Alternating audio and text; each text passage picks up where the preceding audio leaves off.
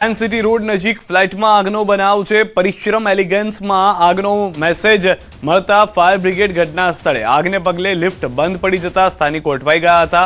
ફાયરની ટીમે રેસ્ક્યુ સાથે આગ બુઝાવવાની કામગીરી શરૂ કરી છે। દ્રશ્યો આપ જોઈ રહ્યા છો। હાલમાં આગ જે છે તે લાગી અને તેને બુઝાવવા માટેના પ્રયાસ શરૂ કરવામાં આવ્યા।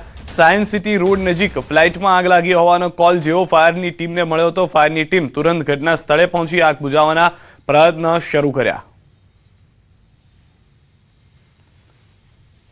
फायर स्टेशन ने फोन कर मारे फायर स्टेशन फोन कर फटाफट आग लगी है बधा अमे जोयुं ने फायर स्टेशन आव्युं तो अमे जोयुं कि अहींया बधा सळाई गया था बधा अहींया बधा सळाई गया पाछळ बधा सळाई गया था એટલે અમે આખી ટીમ બધી ભેગી થઈને અમારી આખી મેગની ટીમ રહી અને બીજા બધા આજુબાજુ બધા ભેગા થઈને અમે જો આયા અને પાછા અમે લોકોને 20 થી 30 જણ બચાવ્યા। કેટલા લોકો અંદર ફસાયા હતા? મિનિમમ 15 જણ પાછા હતા, 15-20 જણા। એટલે અમે આખા ભાઈ વસ્તુ એવું હતું કે અમે બચાવ મહત્વ હતું કે આગ ભલે લાગે પણ બચવું વસ્તુ બચાવ મહત્વ લોકોનું એટલે આખી ટીમને બચાવ માટે અમે મહત્વ કરી વિચાર પહેલા। सेकंड फ्लोर में काफ़ी स्मोक था तो वहाँ से उनको निकाला गया और उसका भी फायर फाइटिंग हुई है। अभी स्मोक है वहाँ पे, मानस फंसे हुए नहीं है और अभी स्मोक निकालने की कार्रवाई और कूलिंग की एक्टिविटी भी चल रही है। सर ये आग कैसे लगी थी, कुछ बता सकते हैं आप? अभी बताना मुश्किल होगा क्योंकि जस्ट कामगिरी कंप्लीट हो जाए उसका हम बता पाएंगे कि कितने रूम इन्वॉल्व थे। और ये एक होटल या बोलते हैं कि विश्राम जैसे एक परिसर है ये सेकेंड फ्लोर पे, जहाँ पे गद्दे हैं, बेड हैं और काफ़ी टाइप का सामान रखा है तो उसके कारण स्मोक काफ़ी डेंस स्मोक जनरेट हुआ। ફરી એકવાર ભીષણ આગ લાગી। ઉમરગામના વંકાચ ગામની પ્લાસ્ટિકના દાણા બનાવતી કંપનીમાં આગ લાગી હતી। કંપનીમાં આગ લાગતા કામદારોમાં દોડધામ મચી ગઈ। પ્લાસ્ટિક મટીરિયલ હોવાથી આગે રૌદ્ર સ્વરૂપ ધારણ કરી લીધું છે।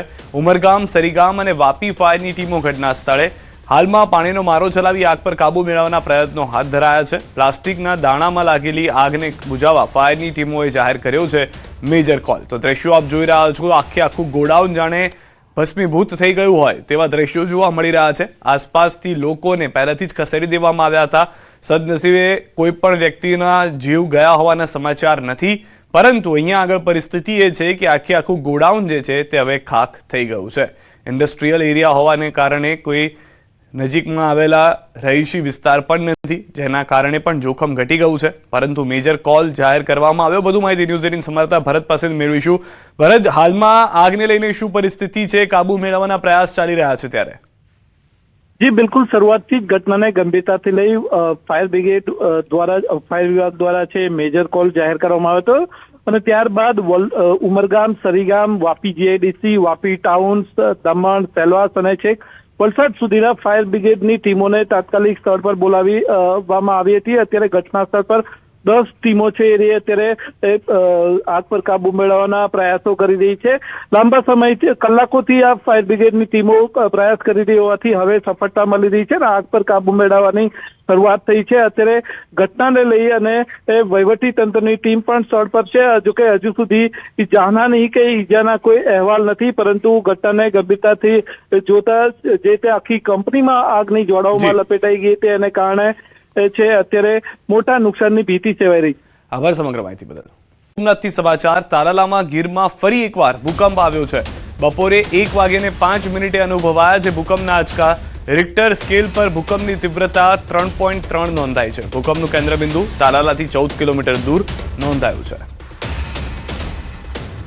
સમાચાર। વડદલા ગામે ગાંજાની ખેતી ઝડપાઈ છે। ખેતરમાં હાલમાં મુખ્યમંત્રી સંબોધન કરી રહ્યા છે। સીધા ત્યાં જોઈએ। છોકરાઓને એટલી ખબર પડી ગઈ કે હવે પૂરું થવાનું।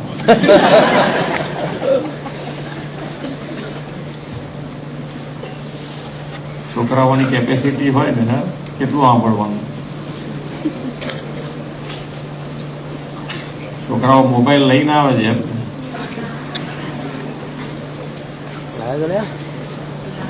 સ્કૂલમાં એલાવ, અંદર ક્લાસમાં એલાવ કરો છો તમે? હા કે ના? બહાર મૂકવાનો કે હંતાડીને પાછો લઈ જવાનો? એકાદ જણ લઈ આવે તો ચાલે ભાઈ, આપણે બધાને રેલ જોવા।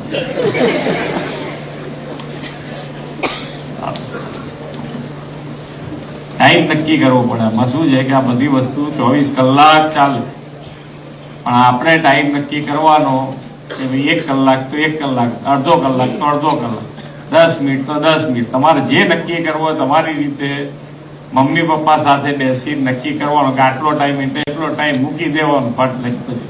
નહીં તો આમાં તો તમને બીજું કશું મગજ નહીં દોડે, આમાં જ જીવ આયા કરે પછી.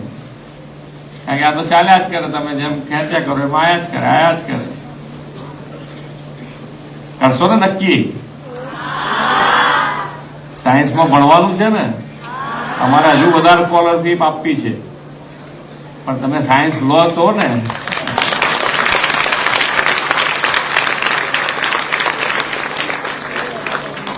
નમો લક્ષ્મી, નમો સરસ્વતી વિજ્ઞાન સાધના, મુખ્યમંત્રી જ્ઞાન સાધના મેરિટ સ્કોલરશીપ અને મુખ્યમંત્રી જ્ઞાન સેતુ મેરિટ સ્કોલરશીપ યોજના અંતર્ગત શિષ્યવૃત્તિ વિતરણ કાર્યક્રમમાં આપણી સૌની સાથે મંચ ઉપર ઉપસ્થિત મારા સાથી નાયબ મુખ્યમંત્રી શ્રી હર્ષભાઈ સંઘવી, મારા સાથી મંત્રી ડોક્ટર પ્રદ્યુમનભાઈ વાંઝા, શ્રીમતી રીવાબા જાડેજા, ગાંધીનગર જિલ્લા પંચાયતના પ્રમુખ શ્રીમતી શિલ્પાબેન પટેલ, ગાંધીનગરના મેયર શ્રીમતી મીરાબેન પટેલ, ગાંધીનગર શહેર ભાજપ પ્રમુખ શ્રી આશીષભાઈ દવે, શિક્ષણ વિભાગના અગ્ર સચિવ શ્રી મુકેશ કુમાર, શિક્ષણ વિભાગના નિયામક શ્રી પી.આર. રાણા, આમંત્રિત સર્વે મહાનુભાવો, સૌ શિક્ષકગણ, સૌ વાલા વિદ્યાર્થીઓ, પ્રેસ મીડિયાના મિત્રો, સૌને મારા નમસ્કાર.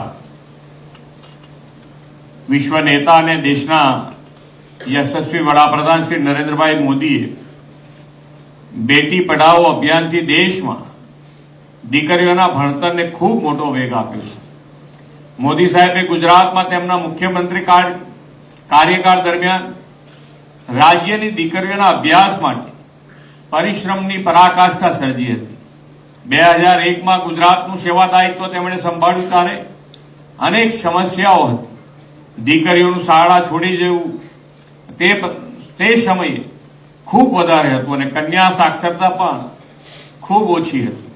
તેમણે કન્યા કેળવણી, શાળા પ્રવેશોત્સવ કાર્યક્રમ શરૂ કર્યો.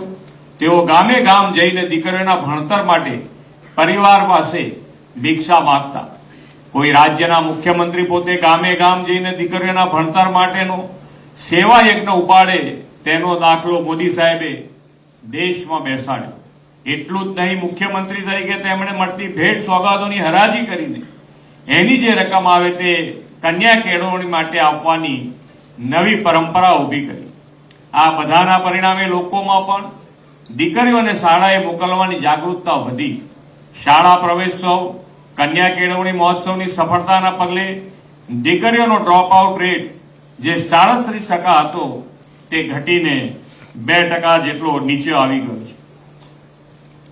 આપણે પણ તેમના દિશા દર્શનમાં રાજ્યમાં કન્યા શિક્ષણને વધુ પ્રોત્સાહન મળે અને કન્યાઓનું શાળામાં 100% નામાંકન થાય તેવા ઉદ્દેશથી નમો લક્ષ્મી યોજના અને નમો સરસ્વતી વિજ્ઞાન સાધના યોજનાઓ શરૂ કરી છે. પ્રાથમિક શિક્ષણ પૂર્ણ કર્યા પછી બધી દીકરીઓ માધ્યમિક અને ઉચ્ચ માધ્યમિક શિક્ષણ પર સફળતાપૂર્વક પૂર્ણ કરે તેની ચિંતા કરીને આ યોજના શરૂ કરી છે. દીકરા અને દીકરીઓએ વિજ્ઞાન પ્રવાહનો અભ્યાસ આર્થિક અગવડના કારણે છોડવો ન પડે તે માટે આપણે નમો સરસ્વતી વિજ્ઞાન સાધના યોજના પણ શરૂ કરી છે. દીકરીઓને તો નમો લક્ષ્મી અને નમો સરસ્વતી વિજ્ઞાન સાધના યોજનાનો બેવડો લાભ મળે છે. આપણે યોજનાના લાભ સીધા જ તેમના ખાતામાં મળે અને સેચ્યુરેશન લેવલ સિદ્ધ થાય તેવો ટ્રાન્સપરન્ટ અભિગમ અપનાવ્યો છે. આદરણીય શ્રી નરેન્દ્રભાઈ મોદીના નેતૃત્વ અને માર્ગદર્શનમાં છેલ્લા 2.5 દાયકામાં રાજ્યમાં શિક્ષણ ક્ષેત્રે ખૂબ મોટો બદલાવ આવ્યો છે. એક સમયે ગામમાં વિજ્ઞાન પ્રવાહની શાળાઓની સંખ્યા નહીવત હતી. આજે વિજ્ઞાન પ્રવાહની 2834 શાળાઓ થઈ ગઈ છે. 2001માં 775 કોલેજો હતી. આજે ગુજરાતમાં 3200 થી વધુ કોલેજો વિદ્યાર્થીઓના ઘડતરનું કાર્ય કરી રહી છે. ધોરણ 12માં વિજ્ઞાન પ્રવાહ પછી એન્જિનિયરિંગમાં અભ્યાસ માટે જવું હોય તો માત્ર 139 કોલેજ હતી, જે આજે એન્જિનિયરિંગ કોલેજોની સંખ્યા પણ 288 પહોંચી છે. ગુજરાતમાં શ્રી નરેન્દ્રભાઈએ મુખ્યમંત્રી તરીકે સેવા દાયિત્વ સંભાળ્યું ત્યારે મેડિકલ સીટો 1175 હતી, જે આજે વધીને 7,000થી પણ વધુ ડોક્ટરોની સીટ થઈ છે. મેડિકલમાં અભ્યાસ કરતી દીકરીઓને આર્થિક મદદ મળે તે માટે મુખ્યમંત્રી કન્યા કેળવણી નિધિ યોજનામાંથી અત્યાર સુધીમાં રાજ્યની 24,000થી વધુ દીકરીઓને સહાય આપવામાં આવી છે. કેજી થી પીજી સુધીનું શિક્ષણ આપણા બાળકોને સરળતાએ મળે તેવી વડાપ્રધાનશ્રીની નેમ આપણે પાર પાડી છે. એ દિશામાં આજે 13 લાખથી વધુ વિદ્યાર્થીઓને રૂપિયા 370 કરોડ ઉપરાંતની સહાય આપી છે. વડાપ્રધાન શ્રી મોદી સાહેબે વિકસિત ભારત આત્મનિર્ભર ભારત 2047નો સંકલ્પ કર્યો છે. કોઈ પણ રાષ્ટ્ર કે રાજ્યના વિકાસનો પાયો શિક્ષણ છે. વિકસિત ગુજરાત, આત્મનિર્ભર ગુજરાતથી વિકસિત ભારત માટે આપણે વિદ્યાર્થીઓને જ્ઞાન સમૃદ્ધ કરવાની સામાજિક જવાબદારી નિભાવીએ. વિદ્યાર્થીઓમાં શિક્ષણ સાથે સ્વદેશી અભિમાન પણ જગાવીએ. એ જ અપેક્ષા સાથે વિરમું છું. ભારત માતા કી જય. વંદે માતરમ. જય જય ગરવી. ખૂબ ખૂબ આભાર ગુજરાત રાજ્યના માનનીય મુખ્યમંત્રી શ્રીમાન ભૂપેન્દ્રભાઈ પટેલ સાહેબ આપના માહિતીસભર ને ઉજાળસભર સંબોધન માટે ફરી એકવાર તાળીઓની ગુંજ સાથે આભાર વ્યક્ત કરીએ છીએ. અને હવે શિક્ષણ વિભાગ ગુજરાત સરકારની આ મહત્વકાંક્ષી યોજનાઓના કાર્યક્રમનું વિધિવત રીતે આપણે સમાપન કરીએ છીએ. આભાર વ્યક્ત કરું છું ગુજરાત રાજ્યના માનનીય મુખ્યમંત્રી શ્રીનો તાળીઓના ખૂબ ગુંજારવ સાથે. એમની સાથે જ ગુજરાત રાજ્યના નાયબ મુખ્યમંત્રી શ્રીમાન હર્ષભાઈ સંઘવી સાહેબ આપનો પણ આભાર વ્યક્ત કરીએ છીએ. ડોક્ટર પ્રદ્યુમન વાજાસર માનનીય મંત્રી શ્રી શિક્ષણ વિભાગ, સાથે જ શિક્ષણ રાજ્ય મંત્રી શ્રીમતી દીવાબા જાડેજા આપનો પણ ખૂબ તાળીઓના ગણરાજથી આભાર વ્યક્ત કરીએ છીએ. શ્રીમતી શિલ્પાબેન પટેલ જિલ્લા પંચાયત પ્રમુખ શ્રી આપનો પણ આભાર વ્યક્ત કરીએ છીએ. જોરદાર તાળીઓનો ગુંજારો વ્યક્ત કરીએ. શ્રીમતી મીરાબેન પટેલ મેયર શ્રી ગાંધીનગર મહાનગરપાલિકા. તો હાલમાં મુખ્યમંત્રીના હસ્તે આ યોજનાઓની શરૂઆત કરવામાં આવી. ખાસ કરીને શિષ્યવૃત્તિઓ કે જે વિદ્યાર્થીઓને મળી શકે, સીધો જ ફાયદો તેઓને મળે. સાથે શરૂઆત જ્યારે કરી તો તેઓએ વિદ્યાર્થીઓને એ ટકોર પણ કરી હતી કે એક માર્મિક ટકોર હતી કે જે મોબાઈલનો ઉપયોગ, જે સ્ક્રીન ટાઈમનો ઉપયોગ અત્યારના સૌથી વધારે ચર્ચાનો વિષય રહ્યો છે વિદ્યાર્થીઓનો. તેઓ ભલે મોબાઈલનો ઉપયોગ તમે કરો, પરંતુ તમારો એ નિયમ સેટ કરો કે રોજ 10 મિનિટ, અડધી કલાક કે કલાક, એનાથી વધુ સમય તમે મોબાઈલને ના આપો, જેથી આપ લોકો વધુ ભણી શકો અને આવી વધુ શિષ્યવૃત્તિઓ તમને ગુજરાત સરકાર તરફથી મળી શકે. આવી માર્મિક ટકોર સાથે તેઓએ પોતાના સંબોધનની શરૂઆત કરી હતી. તો ગાંધીનગરના ટાઉન હોલ ખાતે આ કાર્યક્રમનું આયોજન કરવામાં આવ્યું હતું, જેમાં મુખ્યમંત્રી, નાયબ મુખ્યમંત્રી, શિક્ષણ મંત્રી અને તમામ એ લોકો કે જેઓ લાભાર્થી છે એ વિદ્યાર્થીઓ પણ ત્યાં ઉપસ્થિત રહ્યા હતા. અને હવેથી આ નવી જે શિષ્યવૃત્તિ છે તેના વિતરણ કાર્યક્રમની અંદર શરૂઆત થતાં જ એ સ્પષ્ટ થઈ ચૂક્યું છે કે જે પણ વિદ્યાર્થીઓ આર્થિક રીતે આગળ ભણવા માંગે છે પરંતુ તેઓને સહાય નથી મળતી, આર્થિક કમી આવી રહી છે, તેઓને વધુ મજબૂત કરવામાં આવશે. ગુજરાત સરકાર તરફથી નમો લક્ષ્મી યોજના અંતર્ગત આ શરૂઆત કરી દેખાડવામાં આવી છે. જે પ્રધાનમંત્રી નરેન્દ્ર મોદીનું વિઝન છે કે ભણે ગુજરાત વધે ગુજરાત, તેને જ આગળ ધપાવવામાં આવી રહ્યું છે. અને હવે તેના ભાગરૂપે આ વિદ્યાર્થીઓને પણ આપ દ્રશ્યોમાં જોઈ રહ્યા છો, જેમાંથી કેટલાક વિદ્યાર્થીઓને આ શિષ્યવૃત્તિનો લાભ એ તેમના ભણતરમાં આગળના સમયમાં વધુ લાભદાયી થાય તે માટેના પ્રયાસ ગુજરાત સરકાર તરફથી કરવામાં આવી રહ્યા છે. તો વિદ્યાર્થીઓને રાજ્ય સરકારની આ ભેટ કે જેમાં ખુદ મુખ્યમંત્રી, નાયબ મુખ્યમંત્રી ઉપસ્થિત રહ્યા હતા, શિક્ષણ મંત્રી પણ તેમની સાથે જોવા મળ્યા, રીવાબા જાડેજા રાજ્ય કક્ષાના શિક્ષણ મંત્રી પણ ઉપસ્થિત રહ્યા હતા. અને તમામ લોકોનો એક જ અભિગમ રહ્યો છે